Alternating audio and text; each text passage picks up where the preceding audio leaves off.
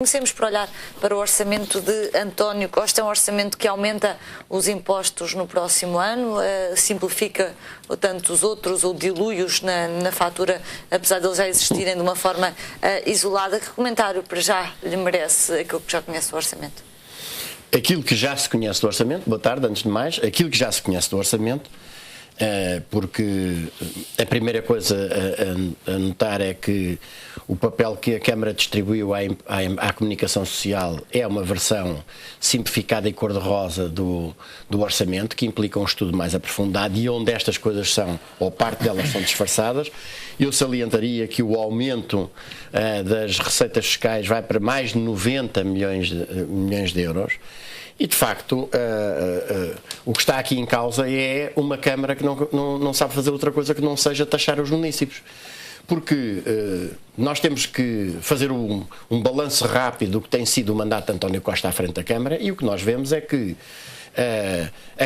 Lisboa continua uma cidade suja, Lisboa continua uma cidade intransitável, Lisboa continua uma cidade insuportável para o peão, sobretudo para os cidadãos mais vulneráveis, como as crianças e os idosos. O estacionamento continua completamente caótico.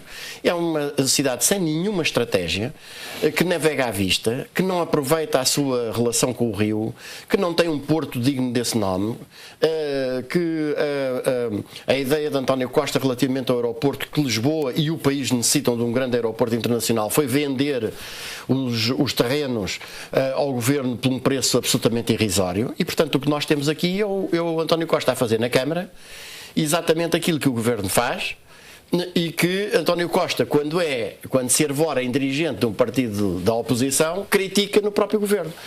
E, portanto, eu acho que este orçamento mostra que Costa na Câmara, que é o Costa que deu cabo do quartel do Regimento de Sapadores Bombeiros para beneficiar um negócio do BES com o Hospital da Luz, que tem permitido a transformação de prédios de interesse arquitetónico e de património cultural para os transformar em unidades da indústria hoteleira.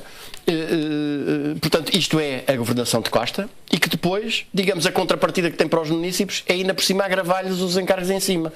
Ora, é preciso ter presente que Lisboa é uma cidade que está hoje reduzida à metade da população que tinha quando foi do 25 de abril de 1974. É uma cidade completamente morta de vida, não tem indústria. Mas parte destas receitas, destes impostos, será para criar um fundo cujo o destino poderá ser também aqui a área da reabilitação, justamente essa intenção de trazer pessoas de novo para Lisboa. A área da reabilitação é uma conversa da treta no programa de António Costa, porque só é possível atrair pessoas a Lisboa, por um lado, só houver atividade económica em Lisboa. Lisboa destruiu toda a indústria que tinha e tem de voltar a tê-la. Se souber ser a grande capital europeia de progresso, cultura e de bem-estar, com um rio que é a sua maior riqueza e que está na posse de uma instituição feudal chamada Administração do Porto de Lisboa, e tem de ter de facto uma lógica de criação de economia aqui na capital do país, e que não existe pura e simplesmente do ponto de vista estratégico para Costa. E mais, não é só isso, é que a lógica de Costa no que diz respeito ao ordenamento da cidade foi transformar a cidade num setor palco da especulação imobiliária, num setor quase exclusivamente terciário, e as vias em verdadeiros autódromos, onde os cidadãos, em particular, repito, as crianças e os velhos e os deficientes, não têm lugar. Onde é uma vergonha aquilo que se passa, por exemplo, com o tratamento do lixo, e onde é uma vergonha o que se passa cada vez que chove minimamente. E eu recordava que neste orçamento gigantesco, termino já, neste orçamento absolutamente gigantesco de Costa, que significa qualquer coisa como aumentos na taxa de resíduos e saneamento que vem disfarçada no meio da conta da água, que podem ir a mais de 112 euros por mês, para o plano de drenagem, que é absolutamente indispensável para nós deixarmos de assistir ao afundanço da cidade cada vez que chove minimamente aqui na cidade. É preciso pagá-lo. 1,7 milhões de euros. 1,7 milhões de euros. Vão sacar dos bolsos dos municípios 90 milhões de euros e para o plano de drenagem está 1,7 milhões de euros. Consenso, de resto, foi o tema, ou um dos grandes temas da entrevista de Cavaco Silva ao Expresso esta semana. Veio pedir consensos, veio dizer que este clima de crispação nunca antes foi visto e veio dizer que não vai haver eleições antecipadas. Acredita de facto que haja aqui espaço para haver consensos ou é só wishful thinking da parte do Presidente da República? Vamos lá ver. Primeiro queria só dizer uma coisa. A existência, só para concluir, a existência de taxas municipais fará algum sentido se as pessoas veem que essas receitas são utilizadas corretamente na resolução dos problemas de quem habita e de quem visita a cidade. Barcelona será um caso, por exemplo. Não é o caso de Lisboa. Lisboa, as receitas servem para sacrificar os municípios e alimentar um monstro de burocracia e também é preciso dizer de corrupção, que é o próprio mecanismo, o próprio organismo da Câmara Municipal de Lisboa. Segundo, nós temos um PDM que é a santa aliança dos interesses da grande especulação imobiliária com os interesses das forças políticas representadas no município. E este é que é o problema. Nenhum jovem consegue casa em Lisboa se tiver de competir, digamos, em termos de mercado com os bancos para a ocupação de um espaço em zonas que não estão reservadas à habitação. Este é um terceiro ponto. Lisboa é ridículo o porto que tem.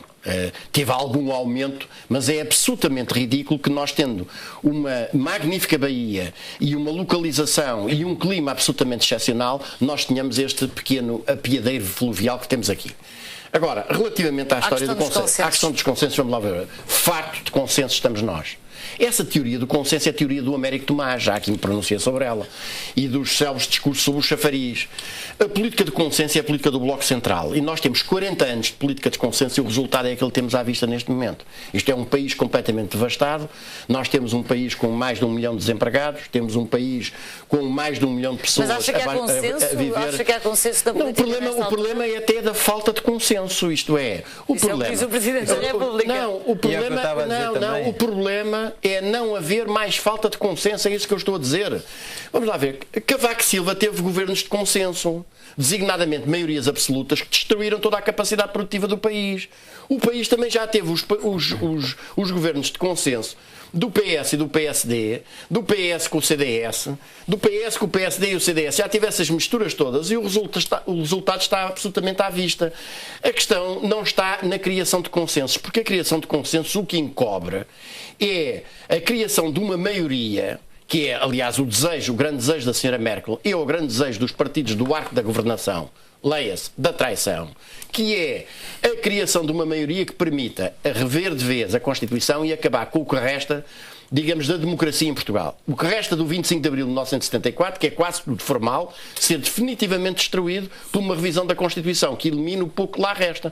E, portanto, essa conversa vinda da parte do Presidente da República e a afiançar que as eleições se farão, mesmo no final, aconteça o que acontecer, quando nós temos um governo que está completamente isolado, que está completamente desmascarado aos olhos do povo português, que é responsável, de facto. Eu volto aqui à questão, não vale a pena a gente estar a eludir os problemas. Nós somos um país, neste momento, de miseráveis, de pobres, de esfomeados, e em que nenhum jovem, e em particular um jovem qualificado, quase nenhum consegue emprego em Portugal e é obrigado a ser expulso do país para ter uma fonte de subsistência.